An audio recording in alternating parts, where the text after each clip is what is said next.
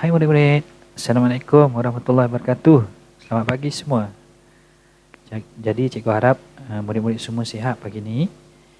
Jadi untuk hari ini kita akan teruskan PDPR kita dengan subjek matematik yang mana pembelajaran secara video.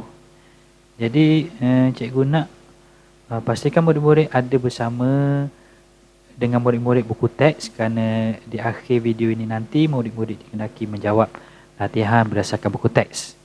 Jadi pastikan dibawa bersama dan diletakkan di atas meja masing-masing lah, ya. Jadi kita teruskan untuk hari ini dengan tajuk nombor bulat hingga 7 angka. Baik, apa yang akan anda belajar hari ini? Ada 4 subtopik yang akan cikgu ajar. Iaitu yang pertamanya nombor perdana, yang keduanya membaca dan menulis nombor, yang ketiga membunda nombor, dan akhir sekali mencerakinkan nombor. Kita pergi kepada subtopik yang utama, iaitu nombor perdana. Baik, nombor perdana, sebelum ni murid-murid ada belajar nombor genap, nombor ganjil. Tapi untuk tahun 6 anda akan belajar satu lagi nombor, iaitu nombor perdana. Apa yang dimaksudkan dengan nombor perdana? Siapa tahu? Nombor perdana ni ialah nombor yang hanya boleh dibahagi dengan satu dan dirinya sahaja. Maksudnya, jika sesuatu nombor itu boleh dibahagi dengan nombor lain, ianya bukan nombor perdana. Contohnya 2, 3, 5, 7 dan 11. Nombor 2, 3, 5, 7 dan 11 ini merupakan nombor perdana. Sebabnya, contoh cikgu ambil nombor 7. Baik, nombor 7 dia tidak boleh dibahagi dengan nombor lain selain dirinya dan 1. 7 tidak boleh bahagi dengan 2. 7 tidak boleh dibahagi dengan 3. 7 tidak boleh dibahagi dengan 4, 5 dan juga nombor 6. Apa yang cikgu maksudkan tidak boleh dibahagi ni? Maksudnya kalau dibahagi dia akan ada baki. Pembahagian tersebut ada baki. Maksudnya nombor itu tidak boleh dibahagikan. Contoh lain, nombor 11. Nombor 11 tak boleh nak bahagi dengan nombor 2. Tak boleh nak bahagi dengan nombor 3, nombor 4, 5, 6, 7 dan sebagainya. Hanya boleh dibahagi dengan dirinya sahaja dan juga nombor 1.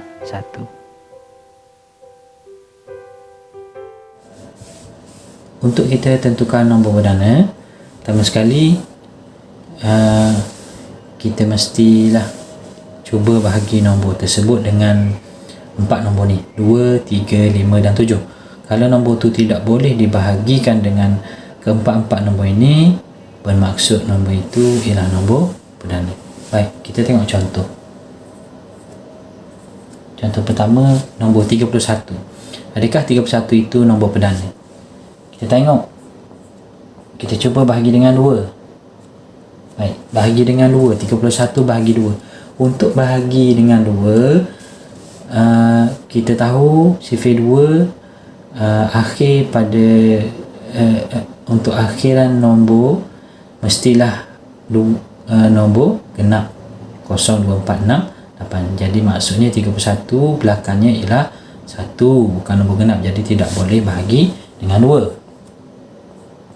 Baik, kita cuba bahagi dengan 3.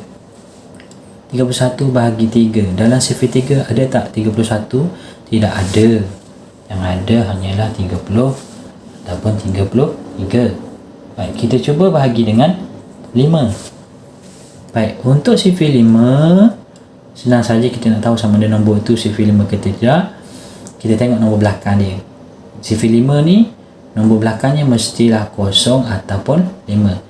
Jadi sekarang 31 belakangnya ialah nombor 1, bukannya 0 atau 5. Jadi 31 tidak boleh dibahagi dengan 5.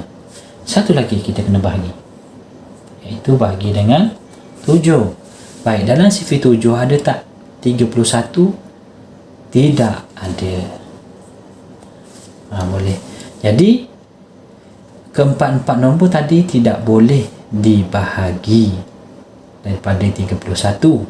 Bermaksud nombor 31 ialah nombor perdana.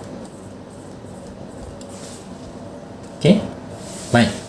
Kita tengok contoh yang kedua. Baik, cikgu ambil contoh nombor 45.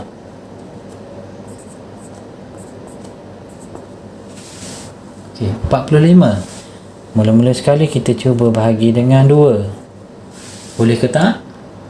Memang tak boleh. Sebab nombor belakang 45, 5 itu ialah nombor ganjil. Baik, kita cuba bahagi dengan 3. Boleh tak 45 bahagi 3? Kita pun buat pengiraan dalam bentuk lazim. 45 bahagi 3. 3 darab 1, 3 tolak bagi 1, turun 5. 3 darab 5, 15. Okey. 45 bahagi 3 boleh dibahagi, akan dapat jawapan 15. Bermaksud 45 boleh dibahagi dengan 3. Okay. Apabila boleh dibahagi dengan 3, ini bermaksud nombor 45 bukan nombor perdana. Kenapa?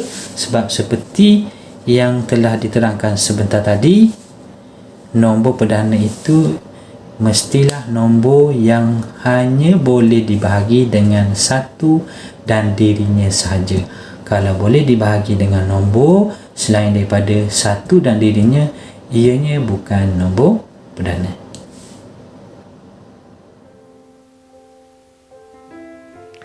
Seterusnya kita membaca dan menulis nombor. Kita ke tajuk membaca dan menulis nombor. Baik, macam mana cara hendak membaca nombor? Untuk murid-murid cikgu, biasanya cikgu akan ajarkan mereka untuk membuat 3 garis, 3 digit bagi 1 garis. Okey, daripada belakang bilang 3 digit, kemudian garis, bilang lagi 3 digit, kemudian garis, seperti contoh ini. Contoh nombor 3456012. Jadi daripada belakang, okey, bilang 3 digit 210, gariskan. Kemudian 654, gariskan. Baik, kenapa digariskan? Sebab senang untuk anda baca. Okey.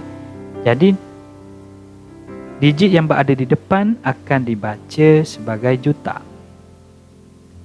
Yang berada di tengah dibaca sebagai ribu, dan yang berada di bahagian yang terakhir akan dibaca seperti biasa. Maksudnya kita akan baca nombor 3456012 tadi menjadi 3,456,012.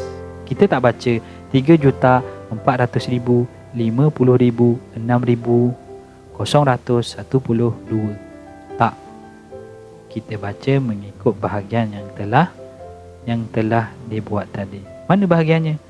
Bahagian yang telah digariskan tadi. 3 dibaca sebagai 3,456,000 akan dibaca sebagai ribu, dan 12 dibaca seperti biasa. Jadi jawapannya ialah 3,456,012. Contoh yang kedua, tengok nombor 9406,817. Mula-mula kita bilang daripada belakang 718, kemudian buat 1 garis, sebab dah 3 digit kan. Kemudian 3 digit lagi, 604, buat 1 lagi garis. Sekarang nombor belakang kita baca seperti biasa. nombor di tengah itu kita akan baca sebagai ribu. Maksudnya kita akan baca 406,000. Kita tak baca 400,000, 6,000. Ya? Kita akan baca 406, baca sebagai ribu. Dan nombor di depan kita akan baca sebagai juta. Jadi kita akan dapat jawapannya ialah 9 juta. Mesti baca daripada depan ya. 9,406,817.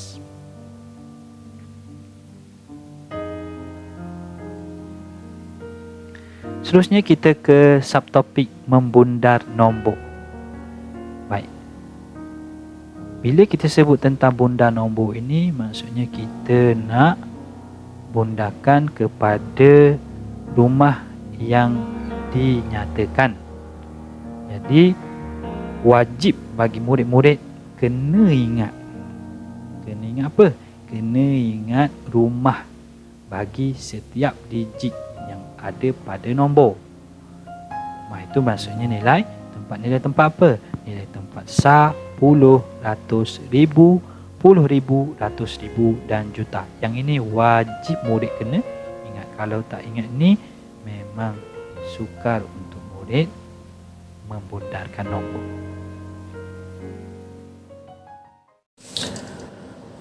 Untuk bundar nombor, mula-mula sekali murid-murid kena ingat dahulu nilai tempat ataupun rumah, iaitu sah, puluh, ratus, ribu, puluh ribu, ratus ribu, juta. Yang ini wajib murid-murid kena ingat.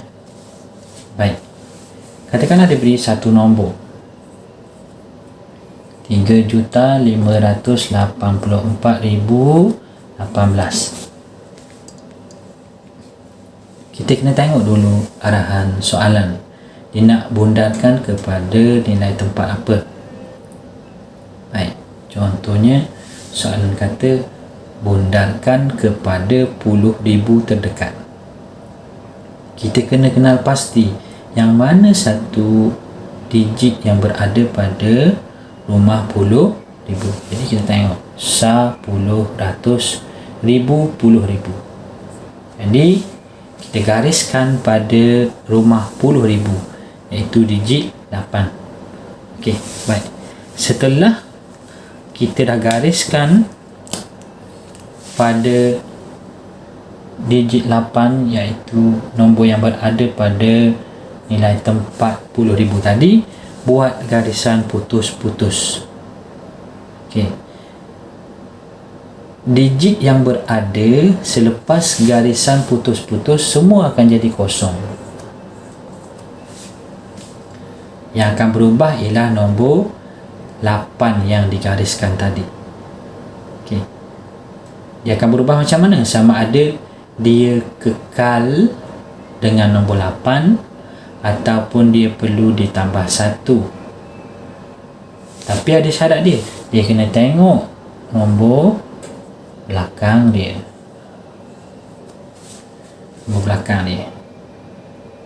Okey, sekiranya nombor belakang dia nombor kecil, iaitu apa nombor kecil? 1 hingga nombor 4. 1, 2, 3, 4. Kalau nombornya kecil, bermaksud nombor yang digariskan tadi kekalkan nombor tersebut. Maksudnya nombor depan dia kekalkan ataupun tambah kosong lah. Okey. Baik. Kalaulah nombor belakang tadi nombor besar, apa dia nombor besar? 5, 6, 7, 8, 9. Kalau nombor belakang dia besar, kena tambahkan dengan 1 pada nombor yang digariskan tadi, iaitu nombor depan.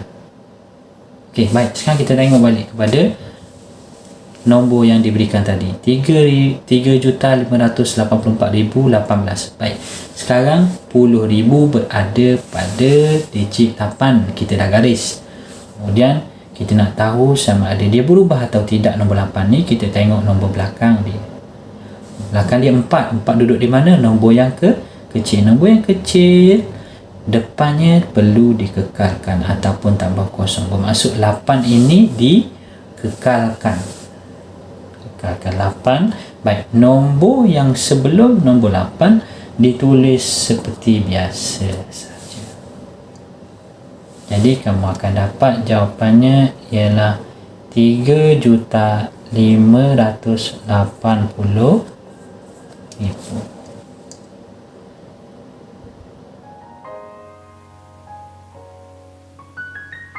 Kita pergi ke subtopik yang terakhir untuk hari ini, iaitu cerakin nombor. Cerakin nombor ini bermaksud memisahkan digit yang ada pada nombor kepada rumahnya. Maksudnya kena ceraikan pada satu nombor yang mempunyai banyak digit, kena ceraikan, kena pisahkan digit itu dan mestilah mengikut rumah masing-masing, dan mestilah diletakkan simbol tambah di tengah-tengahnya. Tak boleh guna simbol tolak, tak boleh guna simbol koma, tak boleh guna simbol titik, mesti gunakan simbol tambah. Dan ada dua jenis cerakin yang akan anda pelajari, iaitu cerakin kepada nilai tempat dan cerakin kepada nilai digit. Cumanya cikgu nak ingatkan murid-murid macam mana cara nak kenal, macam mana nak kenal nilai tempat, macam mana nak kenal nilai digit. Senang saja. Okey, ingat perkataan di belakangnya, tempat dan juga digit. Kalau tempat, kena ingat kalau nama tempat mesti ditulis dalam bentuk perkataan ataupun ejaan. Contohnya Kota Baru, mesti dieja dalam perkataan. Manakala digit pula mesti ditulis dalam bentuk angka, dalam bentuk nombor. Jadi kalaulah cerakin kepada nilai tempat, rumah itu mesti dieja dalam bentuk perkataan. Contohnya juta, J-U-T-A. Kalau digit pula mesti ditulis dalam bentuk angka ataupun bentuk nombor.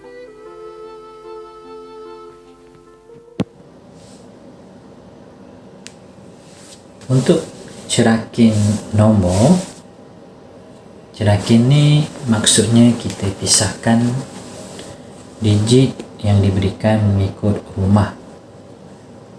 Okey, maksudnya kita pisahkan ataupun kita ceraikan daripada satu nombor, kita pisahkan setiap digit itu mengikut nilai tempat dia ataupun rumah dia.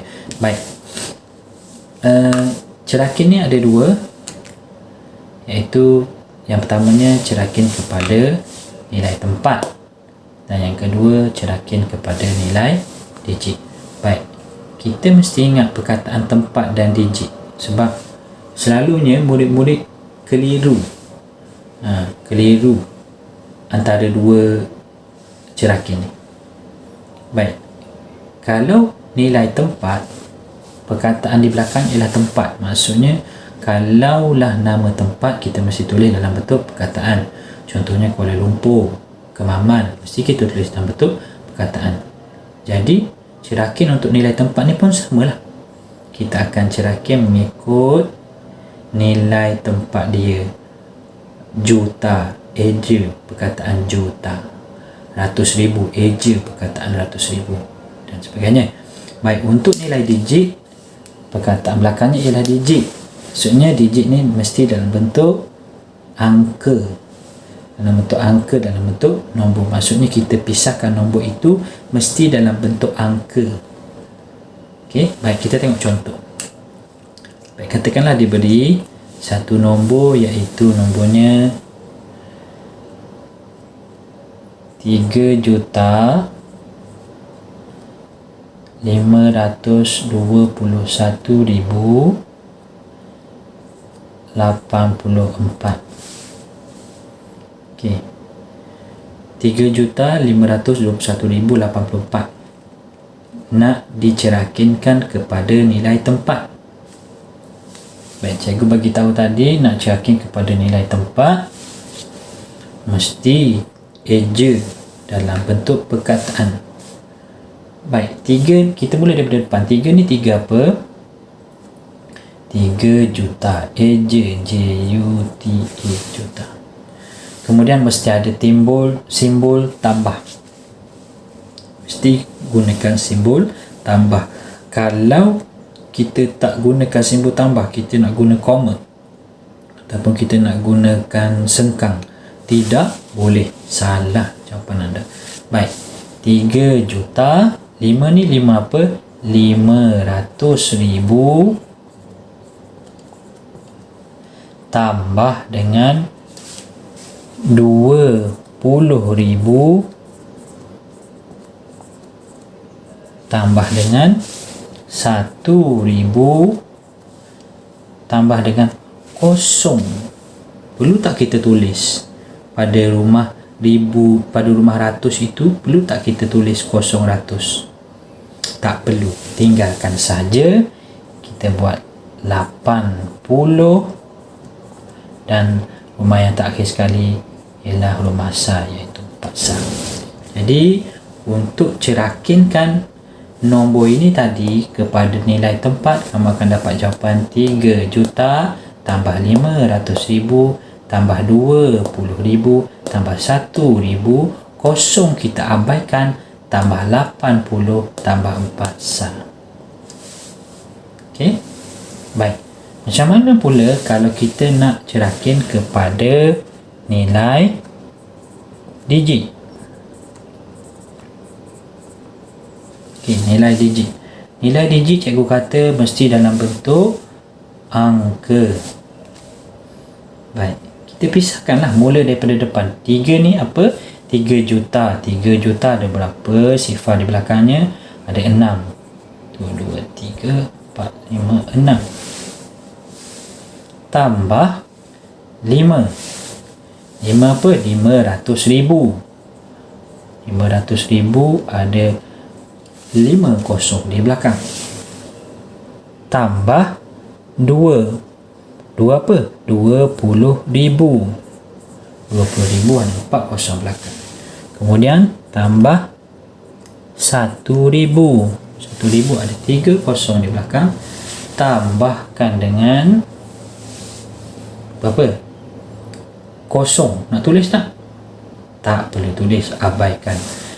Tambahkan dengan 80 dan akhir sekali tambahkan dengan 4. Selesai.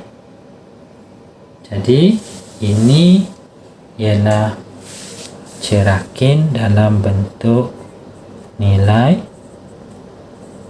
digit. Ingat, nilai tempat mesti ditulis dalam bentuk ejaan perkataan, manakala cerakin kepada nilai digit mesti ditulis dalam bentuk angka.